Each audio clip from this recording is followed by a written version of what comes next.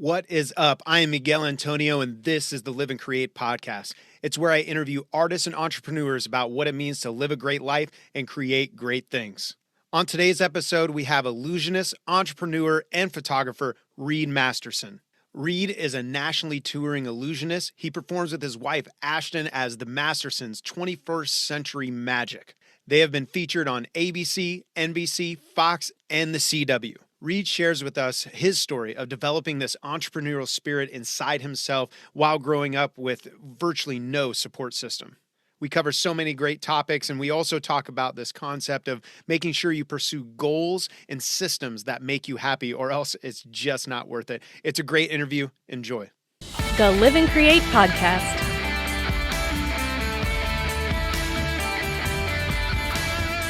I think maybe I like what you're talking about, though. A lot of questions, not a lot of answers. And maybe just starting in, we can start the official podcast at that place. Like, I'm curious, we're talking before this started, obviously, about just an eternal, looking internally over 2020. I know a lot of people, that was a journey for myself as well. What are some of the questions that popped up for you that you feel like are of significance? Well, there's a lot of, what do you, when you don't have a backup plan? I used to have a backup plan and my backup plan was never needed. So it's, or the need for my backup plan went away at some point, and plan A was going so well for you guys that plan B didn't need to exist anymore. What do you do at that point? And then I guess there was a lot of thought of, okay, let's just work and prepare, and when it comes back, we'll be stronger than we were when it left, and we'll be ready. And then it was okay. So we're working and we're preparing. What are we preparing for? Because it's not coming back. Everybody's like, oh, okay, it's going to be, a couple months, 3 months, 6 months, 12 months. For me, it's like 13 months now. So it's, and I'm like, okay, so it's, and then it's coming back. You think, okay, well, when it does come back, how's it going to be different? So right.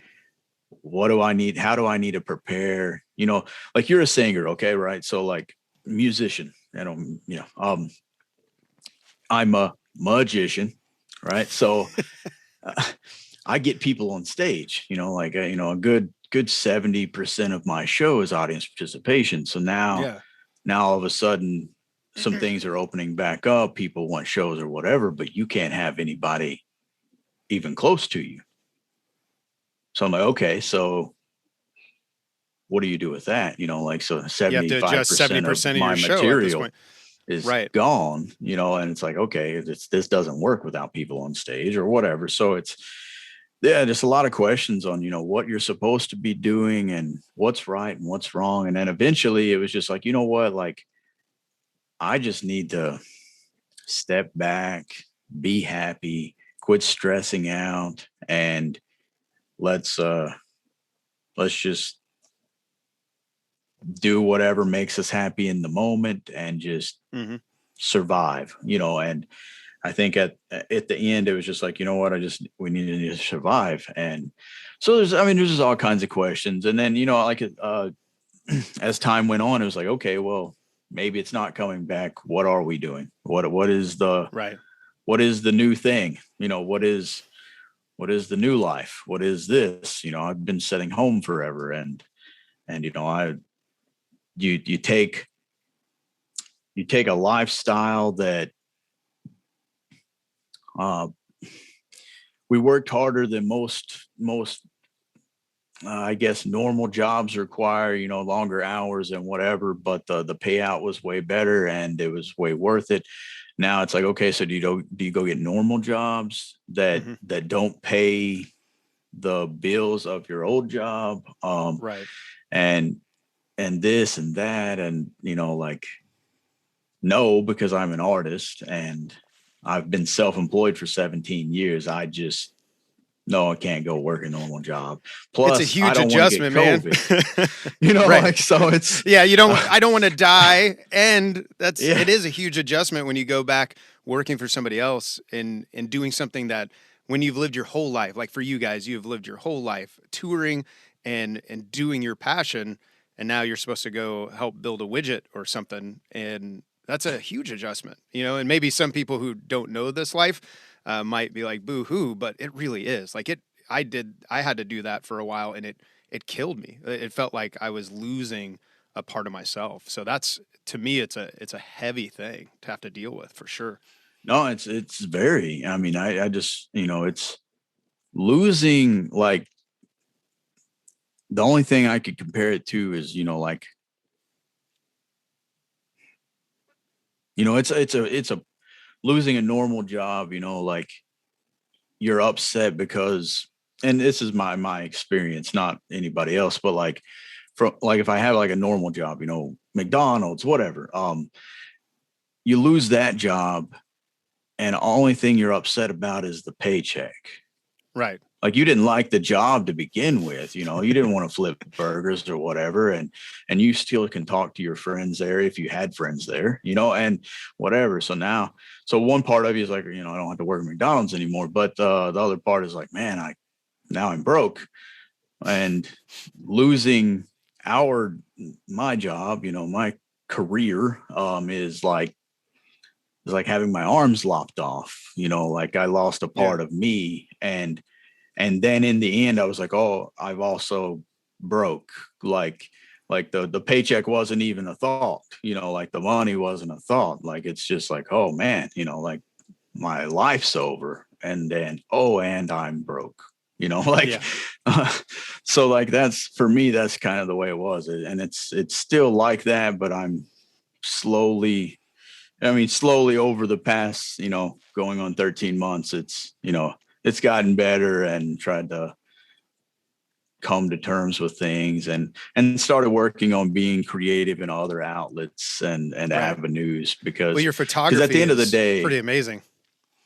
thanks, man. I never had a desire to do photography.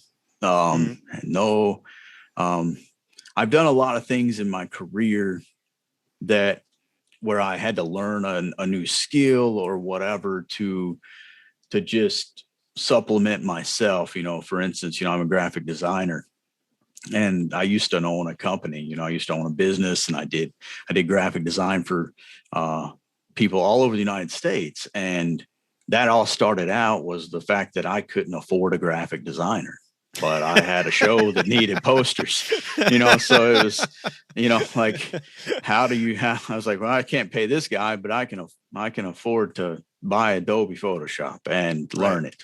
I laugh So I so hard did. because I've often told people like being in a band. Obviously, you're a magician, but like living that like entrepreneurial artistic world, it's almost like getting an MBA because the skills you have to go and build, like everything from like from management to graphic arts to marketing to PR, like all sorts of aspects. You just have to go build it yourself. But you turned it into an actual company at that point.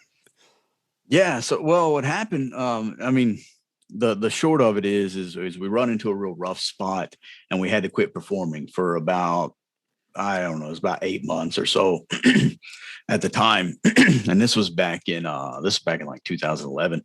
And it was kind of the same deal. So it was like with the pandemic. Oh, what do you do? Like now I'm broke and can't pay my bills, but what I do and this and that. And I was like, you know what? I do graphic design. So I'll figure out how to get people to pay me for doing this stuff that I've done for myself for free.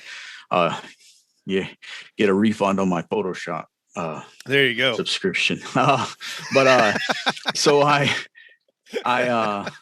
was sitting in my house, and I was like, you know what? Like, I do graphic design, and there's nobody. I live in a small town, so there's nobody here that offers that service. And this was before you really put a lot of effort into like searching online for these things. It wasn't as common as it kind of is now. But Hmm. so I printed off flyers. I designed a flyer, printed them off of my computer, and I walked around town because I had lost my car. I didn't even have a car because I couldn't afford to pay for it. So like, Damn. so Okay.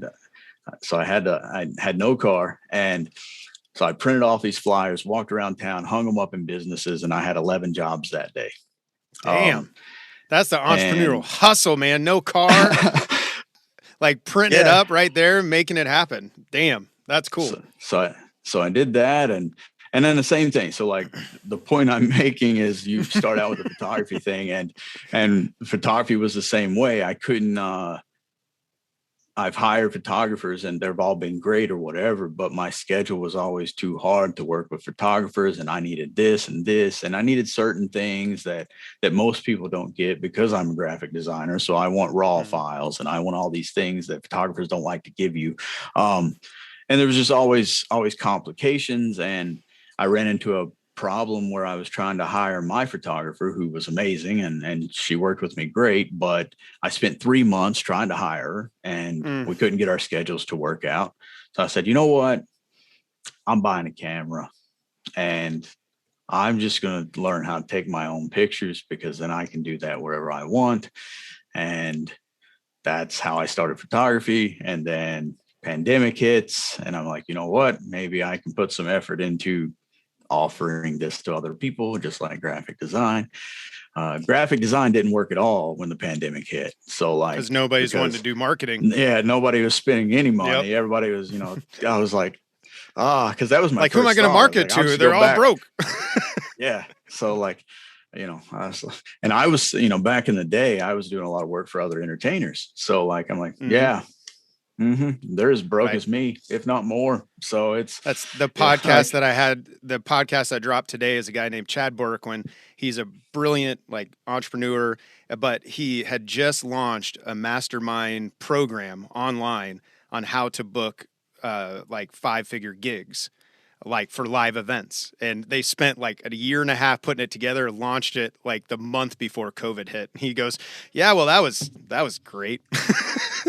He's like, really, really poor timing. How to get better gigs when there's no more gigs. It's like, thanks. But the photography for you, did you start just like reaching out to people you knew, setting up shoots? Like how did you step out during the middle of the pandemic to make it a bigger thing for you? Well, so I mean,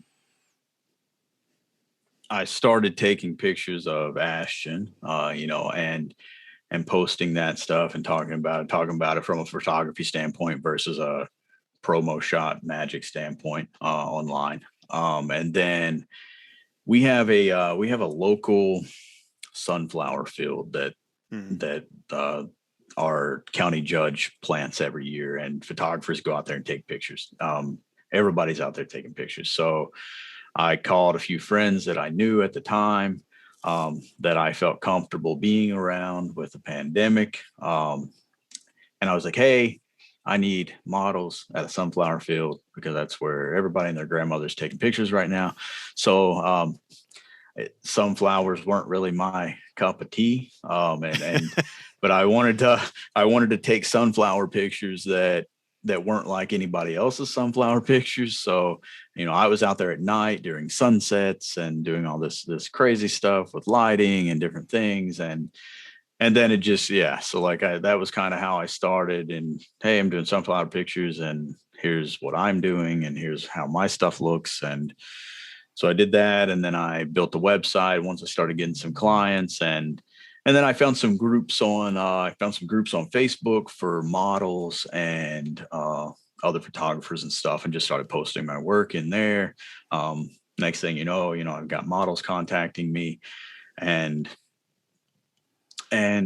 shooting models, in different places or whatever, trying and being as COVID restrictive with masks and distance and not shaking hands and all that stuff. And so that's kind of how it went.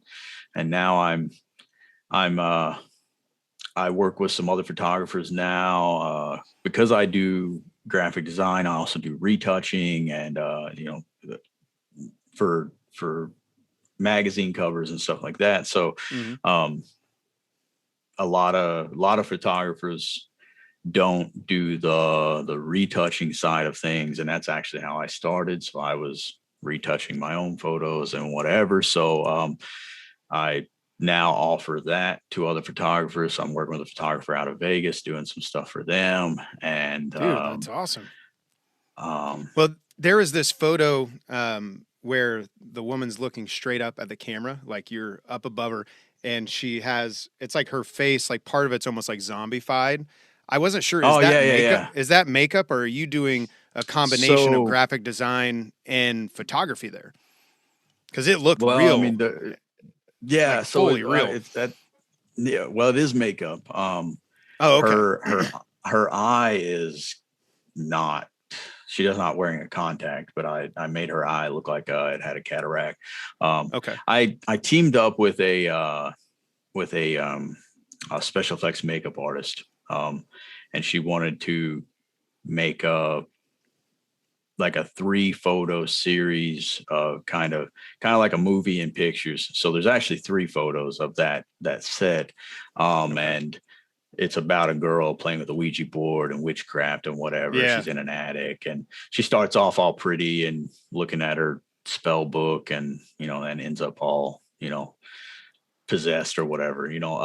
But yeah, so that was pretty cool. But yeah, so it is a combination of photography and graphic design stuff, and then special effects makeup as well. So That's awesome, man. it It's was cool it to was hear fun. how you're able to bring multiple artists in different realms together to make it happen. And in the past, a lot of conversations we've had, whether over the phone or somewhere randomly in like Nashville or Chicago or wherever the hell we're running into each other.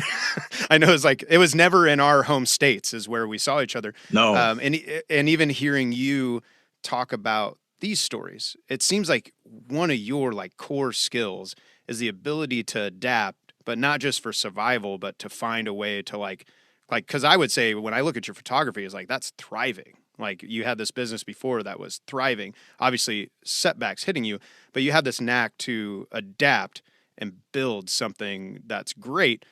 Is that something that has always been inherent in you, or is that a skill you feel like you learned along the way or was drilled into you by somebody? Um. So maybe drilled into me, but not by somebody. Okay. And uh, I guess so. Like um, I grew up a very poor lifestyle, with no access to computers, internet, cell phones, uh, credit cards, whatever. Like we didn't live in that world. So I grew up like trailer parks and um, family that had no ambition and no effort and never accomplished anything in their lives. Hmm. Barely held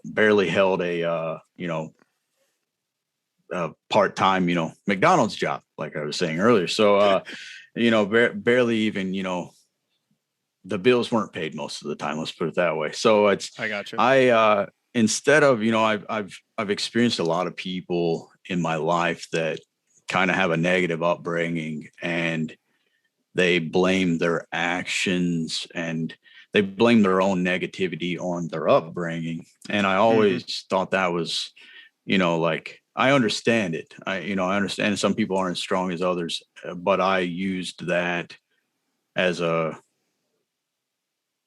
reminder of what not to do.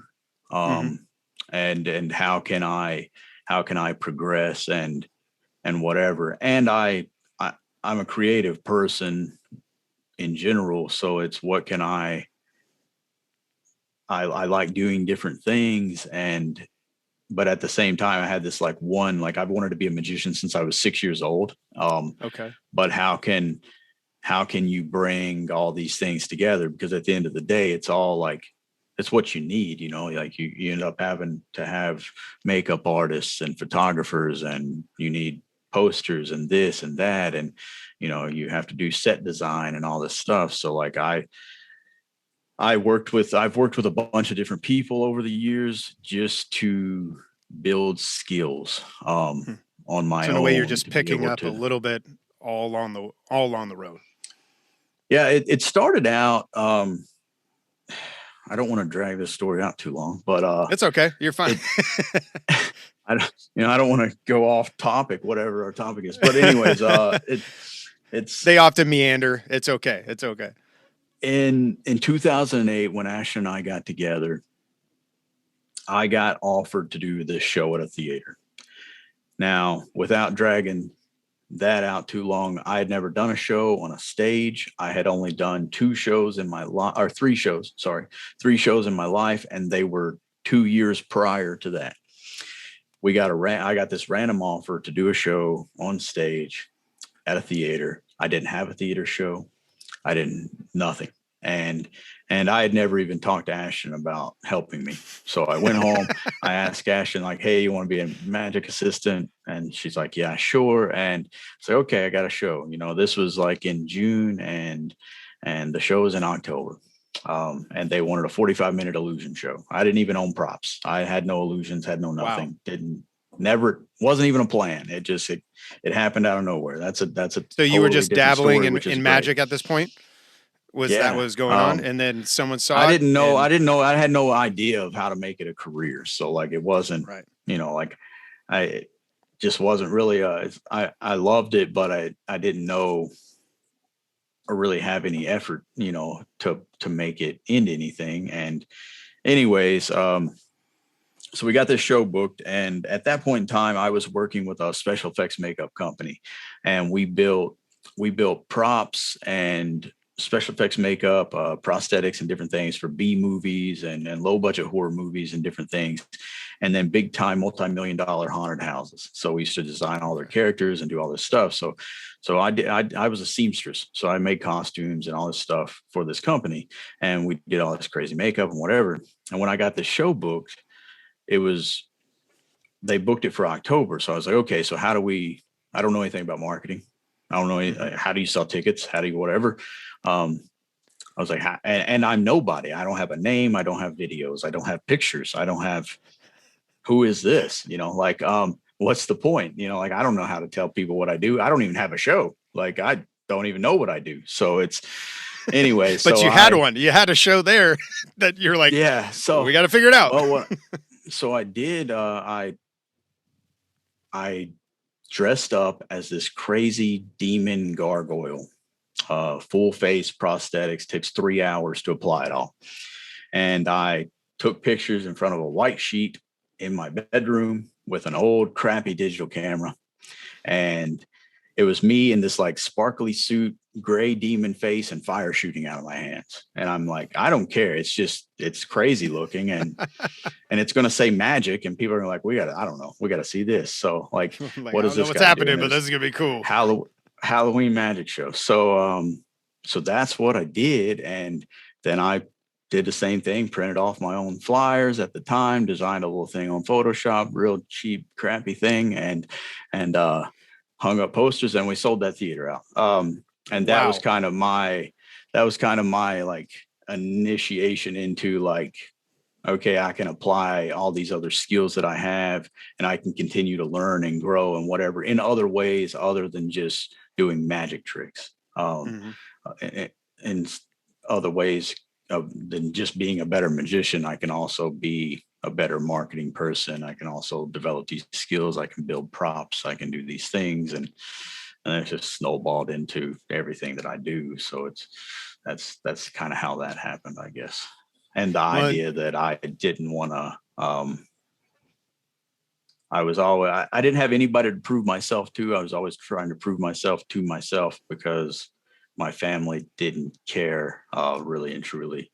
So it's because of my upbringing. So like there was nobody had faith in me, but no matter what I would have done, it wouldn't have proved them wrong to them. So I was just like, you know what? I need to do it myself. I need to do this for me. And so that's why I said it's kind of been drilled into my head, but like I've drilled it into me, not like, I don't know how to say that. So no, it makes sense, man. So, and if I hear you right, in a way, it sounds like you simply wanted to make sure you were proud of yourself at the end of the day. Yeah. I wanted to, it wasn't about money. It wasn't, it's like, look, this is what I've accomplished. This empire is what I built. This is my thing. These props are mine. This is, I worked really hard to have this. I worked really hard to have this. And, like this award, like I worked really hard because nothing was given to me, like no inheritance, no car when I was 16, no nothing, no whatever, no pat on the back in most cases. So it was I did have an aunt though. Well, I mean, I still have an aunt, but that was my from my family side of support system. From a family aspect, my aunt was like my number one fan and always has been. So like I did have her, but the rest of the family pretty much immediate family anyways, non-existent. So it was all, so she was fanning the flame for you, and that's about it. Yeah. And then, for 13 years I've had Ashton helping me out and doing her thing. And now she performs, prior to COVID, doing her own magic on stage and different things, which is pretty cool. And she's actually picked up juggling, which is wild. I've been seeing videos on that. Trying to figure out how to incorporate that into the marketing stuff, and how can we add that into a magic show without it seeming too circusy, I guess. Trying to to give the audience context, that first show you just told a story about, you were 18 and Ashton was 15. Is that correct? If I remember the ages right? By the time the show happened, she was 16 and I was 19. But okay. So yeah. But I mean, you guys, just starting out and then boom, hitting the gates. And so from there, what was the next steps? Like, so you learned these skills, you like powered through, sold out that first show. You suddenly have an actual magic show.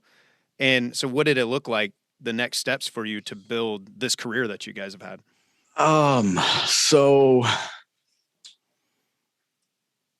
Well, like I said, I didn't start out with a plan. So there was no, I didn't know how to book shows. I didn't book that show. So now I had a show, but what do you do next? It was a fluke situation. So it happened out of nowhere. It was great, but then you're just done. I ended up having somebody contact me from a newspaper article to do one show the next year. And so we ended up doing,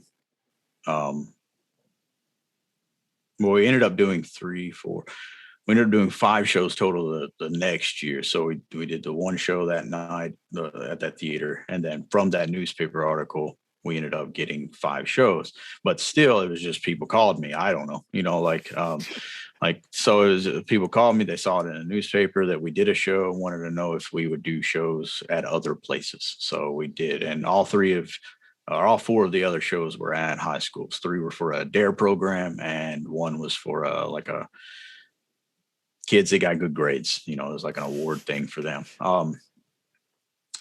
which is something I would have never experienced in school. Awards programs for kids that got good grades wasn't my thing. So and now you're the main event at that event. You're like, hey guys, I would have never seen this show, but here's the show for you. No. But then after that, it all fell out. There was I didn't get any more contacts. Nobody called me. I didn't know how, what do you do? How do you put your name in the phone book? That used to be a thing. Do you do this? Do you do that? Long story short, I entered a competition that was hosted by the Coca-Cola company, and they held preliminary rounds, kind of like America's Got Talent. They held preliminary rounds, so leading up to the final stages, but all these preliminary rounds were held at other places. And one of them that we competed at was held at a nursing home. And this lady, the activity director at this nursing home she would host this preliminary round to have this big free show of multiple performers for her residents. And she didn't have to pay anybody, it didn't cost her $1, so people would come and compete because they wanted to go to the next stage. So it was great. But her, the award for winning, which she had first and second place there, and we won second, was a trophy, a little trophy, and she would hire you the next year to do your own show for $100. And so next year comes rolling around, and I'm like, I want to pursue this. And, what do we do? I don't know, like I don't, and I have a theater show at this point. That's what I have now, which can't do at a nursing home. So it's, so it's, and probably used to a little better pay than $100. But I was like, what, like, how do, I don't know what else to do, but I know that this lady told me that if I called her, she'd give me $100 and I need to do a show. So like, let's see what happens. So I called her and she said, yeah, sure. Great. And we did the show and got the $100, but the $100 wasn't the thing. The thing is at the end of the show, like as we were leaving, she, she gave me a list of contacts to other nursing homes in that area, which was 60 other nursing homes. Okay. And that she knew personally. So like that she knew the activities director. So it had the name of the person I needed to call and that lady. And she's like, just tell them that I told you to call them. So I called all 60, booked all 60. And then I was like, oh, okay, maybe this is a thing. Maybe, so then I started, okay, let's get on Google. Let's start searching for nursing homes. And then I went from nursing home, so we did a theater show. We did 4 high school shows and then went to nursing homes, which was like you're supposed to start out with like birthday parties and stuff. I didn't do that. So it's, so I completely went in reverse, and then I was doing 60 shows a year instead of 1 or 2. I'm like, okay. And at that point in time, they were, all paying, $100, $150. But, like, I mean, to a normal person, you do 1 show a day, 7 days a week for $100, like $700 a week. Very few people make that, from a normal doing something you love, like, and doing art. Yeah. Especially in the beginning, man. And for those, it was like paid rehearsal. So the long story for that, I did nursing homes for 8 years. By the time I was done, we were doing mainly retirement homes, retirement communities, which are big money. So they paid you anywhere between like $300 and $500 a show. And I was still doing, like, before we quit doing those, I was doing like 20 a year, but I would do like 16 of them in 1 week. So like we would go and I love it. And just $300 to $500 a pop, doing 2 shows a day, sometimes 3, and just making good money doing it, and just doing a little 40-minute show. And that's kind of how I learned cold calling and emailing. And then all of a sudden, I'm sending contracts and invoices and all this stuff. So I'm like, okay, this has got to work. It works for nursing homes that normally don't pay more than $50 for the local Elvis impersonator, and they're paying me between nursing homes. When we were doing nursing homes, they all paid me $200, and they didn't pay anybody else more than $100. So I was like, okay, so like if I can get a nursing home who doesn't have the money, like they have to ask for this money elsewhere to get for this show. Like they can't afford to hire me for $200. So if I can get these people who don't have the money to pay me constantly, and never say no, maybe I can call colleges and theaters and, email these people, nightclubs, whoever. And that's kind of how it all went. And next thing you know, we're doing college conferences with the band Run With It. Those guys are, yeah, whatever. Lead singer was like 40. So super old guy. Some old lady said looked like I was 47 today. I was like, what the fuck? But yeah, so you guys, dude, I love that you started and built like going to nursing homes, because I feel like most artists would not look at that as like an opportunity. And you saw opportunity there, and you got reps for booking, you got reps, no doubt, for performance, and also brought in financial stability that can help you get to the next levels. And that's huge. And so from there, you're doing these college shows. I was seeing a lot of like theater shows. It seemed like you guys were doing more and more. Yeah, I Um, mean, so the college thing never really took off full force like with a lot of people, and I think it's harder to be illusionists because that's technically from a standpoint we're illusionists, so we have a lot of mhm, bigger props.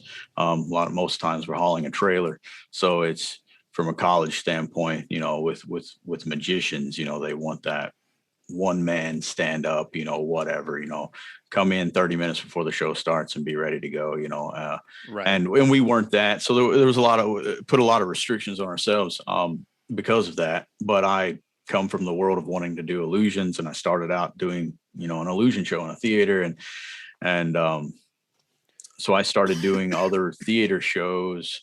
I was able to build up to that and do all the I mainly just rented out all these theaters. So I would just go and pay whatever the rental fee was for the day or 2 days. If we were there for 2 days, whatever it was, $500, $1,000. And then I would do all the marketing. So Hmm. I would call and get all the sponsors, and I would go and hang up all the posters, and well, not just me, but like us as a team, um, and we'd go market. So if I had a show in Iowa, you know, you'd have to go, you know, however, however much further in advance, 2 months in advance to hang up posters and meet Hmm. with the local chamber of commerce and talk to people and get the sponsors or whatever. And depending on who you worked with, sometimes you could get it to where people did the in-person marketing for you, so you didn't have to do the traveling or whatever. But that was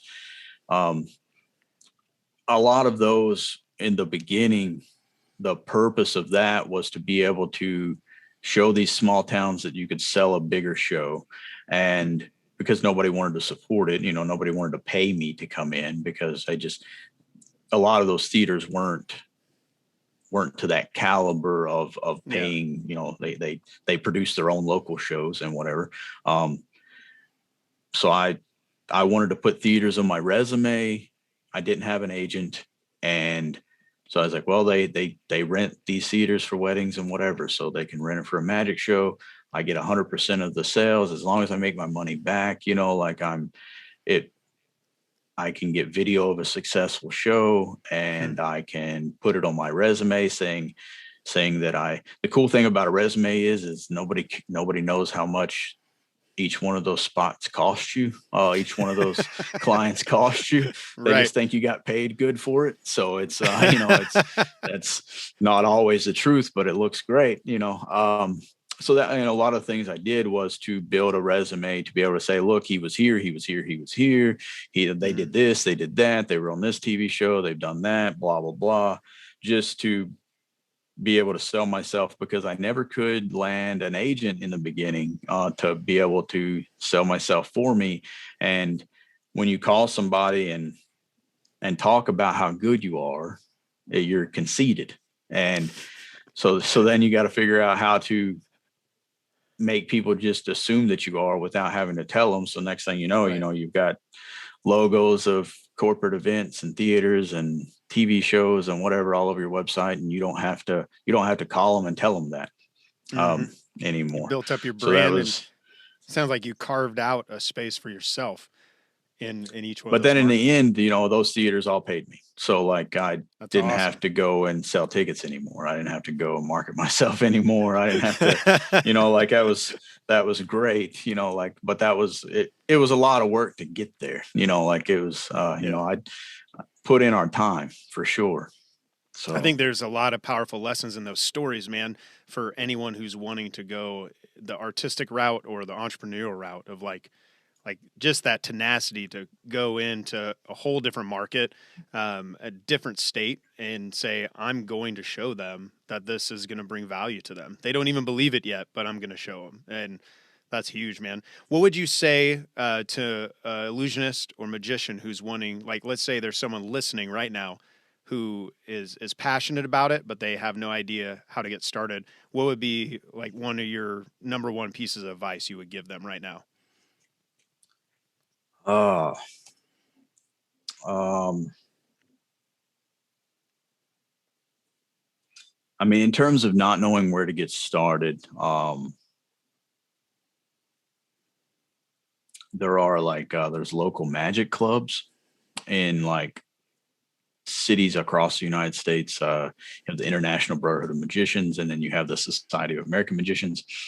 From a younger standpoint, from especially like younger teens or younger kids, like those are great. I didn't have access to any of that. I didn't even know that. I had already done my show before I knew those existed. But I wish I would have. So like that would have been a great start, because I mean, just it's invaluable, the lessons you learn and whatever, you know, from those people that have already done it, or those people that are currently doing it or whatever. They're not the David Copperfields or whatever, but you know, this guy's making, you know, $100,000 a year doing birthday parties, you know, so like, Right. you know, okay, so like I had no clue how to make $100,000 a year doing birthday parties and never did it, but I could have learned a lot from those people. The other thing is from people that for people that actually are performing or are younger, you know, people like me when I started out, is to do whatever, do your shows. Like Mhm. it's not about money. You can't make money, especially doing magic. You don't get amazing breaks. Like nobody, I mean, it's almost impossible doing magic to get some big break. And so like any opportunity is a great opportunity. And Hmm. you can you can say no to those not so great opportunities anymore. You know, eventually you can be like, hey, I don't have to do birthday parties, or hey, it was great. I learned a lot in nursing homes, but that's not what I wanted to do. You know, like I don't want to spend the rest of my life doing shows in nursing homes. You know, like, or whatever, you know, like you got to start out somewhere. And anytime somebody calls you and asks you, I mean, just be thankful and go do it. You know, if you make Hmm. $50, somebody paid you $50 to rehearse in front of a live audience, you know, you can't work if you don't work. So like starting out, you know, it's very, take whatever you can get and do it as much as you can, you know, perform all the time. And eventually, like I said, you'll be able to say, hey, you know, I charge this much, and if you don't want to pay that, fine, you know, and I only work in these venues or whatever you want, you know, like, but don't restrict yourself in the beginning, you know, don't Hmm. have some kind of built-in mindset of this is what I want and I'm only going to do this one thing. I had bad problems with some of that. So like it took me a while to get out of my comfort zone in things earlier on. So it was, I restricted myself, and in turn didn't make it. It took me a lot longer to make it Hmm. to where I made it than it should have, just based off of restricting myself and stuff. That's cool. And I even hear that in that story you told of you took this one gig for $100, but that one gig turned into 60 more gigs and then Yeah. even propelled a whole part of a niche market for you that lasted almost 8 years. And that, Yeah. to me, that's such a huge lesson. Cause yeah, there's times where I look back on my career where certain opportunities where it's even like a free thing. And I was like, no, I felt like I was kind of past that point. But then I look back and I'm like, actually, for what I was trying to do, that may have been a good yes, because there's been some gigs. There was one gig where it was a free thing and we ended up going and doing it. And that opened up so many connections with radio stations and TV stations, like all the people we met backstage at this free event. And we were even starting to tour and get paid fairly well at that point. Uh, but it felt like backtracking. But then after we were done, we're like, oh man, that propelled us a whole new level. It's like there's value in a lot of those opportunities that's there. That's huge, man. When you Yeah. think about we've got two more questions for you, but when you think about this concept of living a great life, and like you said, you've had a whole year of a lot of almost too much time to think. But I'm curious, how would you define the idea of living a great life right now, as you've been reflecting and thinking? Um, Living a great life. I mean, I think it's important to be happy. And And a lot of people, no matter what they do, even when you're doing you're living the dream. Once a lot of times that dream becomes a nightmare, and you do it because it's your passion, and you deal with all the negativity, and you accept the things, and you hate it all, but it's worth it in the end because you're getting to live your dream or whatever. And there's a lot of truth behind that, but at the same time, you don't have to be unhappy. You don't have to be miserable. You can step back and breathe. You can from our standpoint, like we spent so much time grinding that we never had any time for ourselves. So like I never, so I sat down last year, when everything hit the fan, and when I decided, okay, forget it, like not doing shows anymore. So I'm going to work on myself. And I was like, what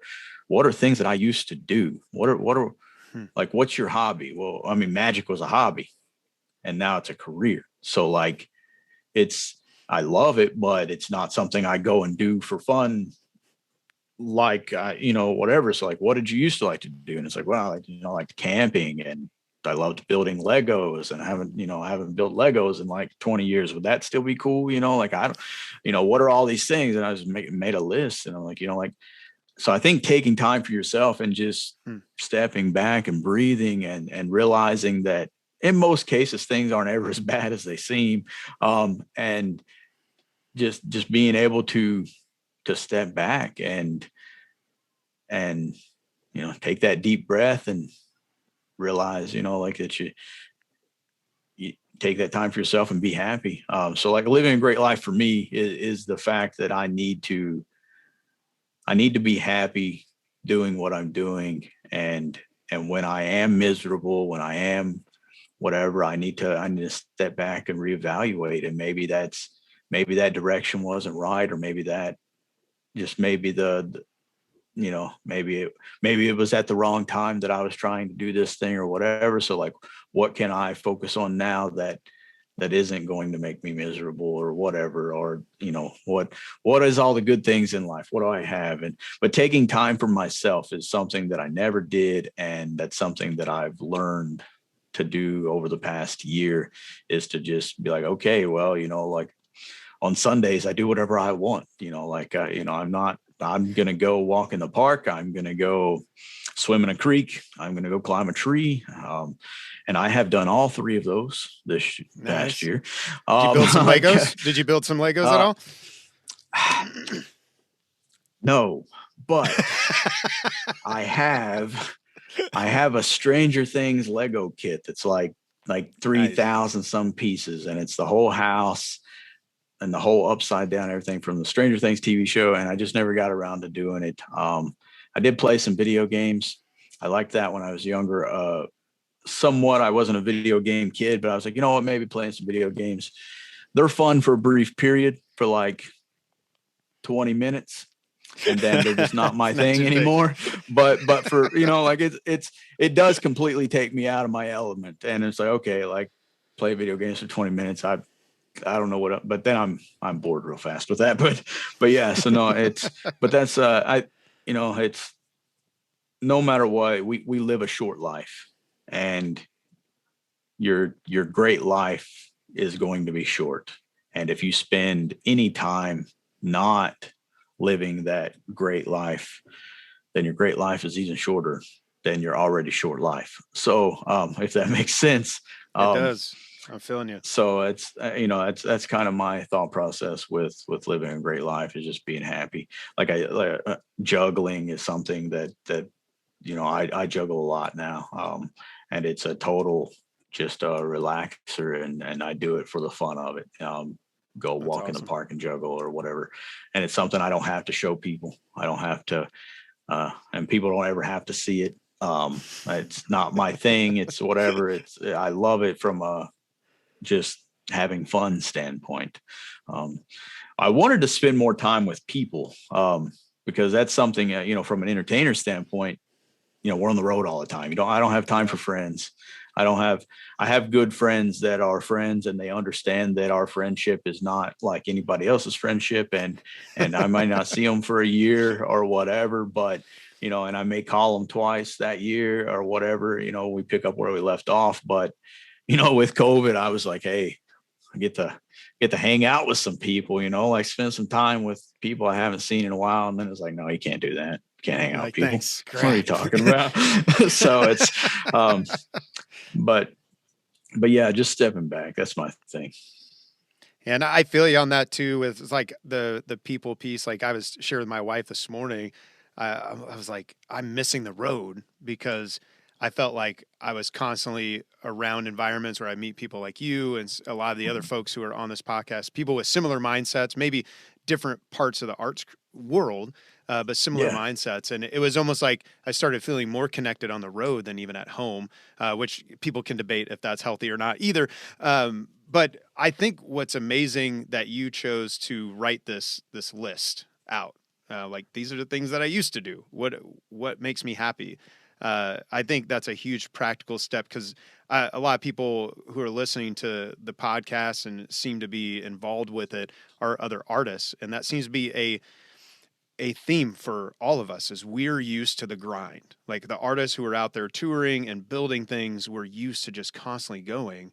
And at the end of the day, when the world fell out from underneath us, you know, like I shared with you before the podcast started, is like I was smoking a lot and drinking a lot, sitting on the back porch trying to figure out like what does life mean. But to list it out and just say, I used to like this. Let me go do this. Let me go build some Legos. Let me go swim in a creek. Hopefully that'll inspire other people to do the same. Cause that's right now I'm starting to feel the fire come back, and I'm starting to feel it's almost like the gears of the world are starting to slowly come back online, very slowly, but they are. Yeah. Like I can sense it. And there's this thing inside me that's like, all right, let's build some stuff. I got the whiteboard out. I'm putting down systems and this is when this is going to happen. And it's like all these things that felt dormant are coming back. But what I don't want to lose is kind of what you're describing is I got a taste of a life that I don't feel like I've lived for a long time, where there is these simple joys that I learned to love. So I'm trying to figure out, even then, maybe it's weird, but I'm trying to figure out what's the system to ensure that stays a part of my life, even as the hustle comes back, even as the drive, and even as the world opens back up. But I like that. Maybe it's even just a list of, I'm going to make sure I do these certain things throughout the week or throughout the month. I don't know, but yeah, it's a huge thing for artists, I think. Well, I spent a lot of, I had you have a bucket list, right? And I realized that, I mean, you know, some people do, some people don't, but like, I realized that my bucket list was completely geared around my career. And it was like, you know, I want to work this theater before I die. I want to, you know, do this, but whatever. But it was all, you know, I want to, you know, do this for my career, whatever, because that was my whole life. And then but like, you know, I wanted to go snowboarding. Like, so like growing up, there was a movie on Disney Channel called Johnny Tsunami. And it was about a Hawaiian kid who like moved to Chicago or something. And now all of a sudden he can't surf, but he can snowboard. And I watched that as a kid and I thought that was amazing. I was like, man, I want to go snowboarding. Well, I've wanted to go snowboarding like my whole life and never even put an ounce of thought into it other than just growing up, like thinking, you know, that'd be something, you know, I'd love to do. So, did that like 3 weeks ago, went snowboarding. Nice. And it sucked. It was fun. It was totally fun, but it was hard. It was so hard. And I did it, which, I mean, as you know, I had COVID. I ended up, after being safe this whole time, ended up getting it.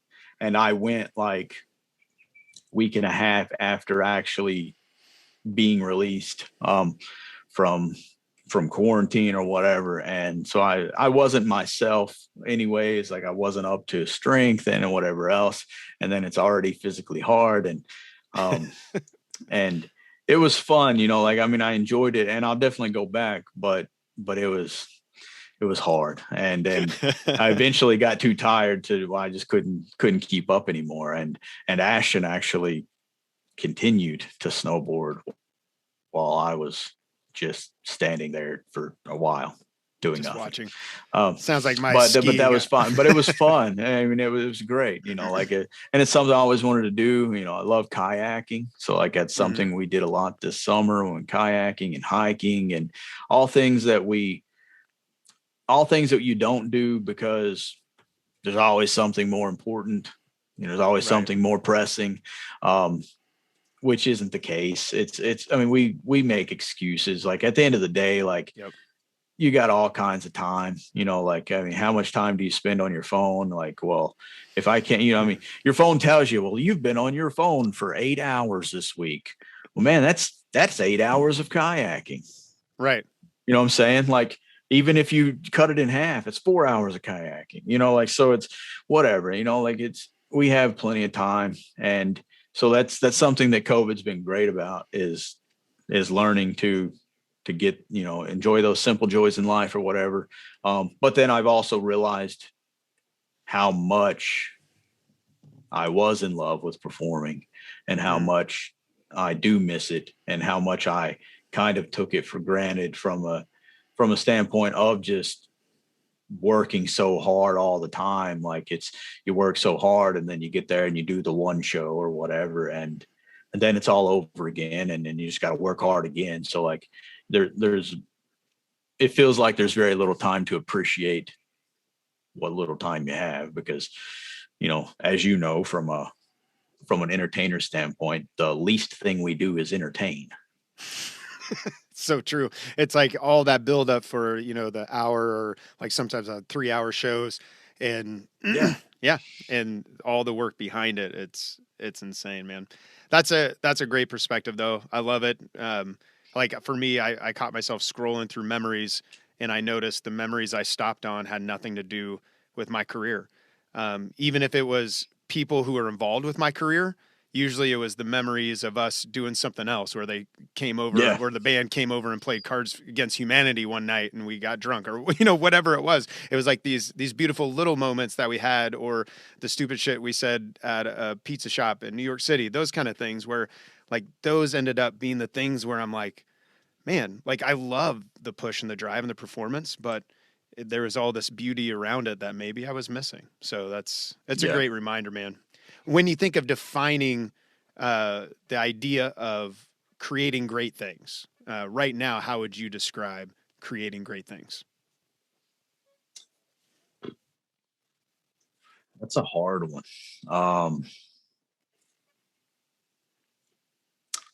Yeah, creating great things.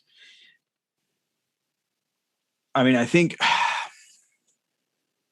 in terms of like entertainers in general,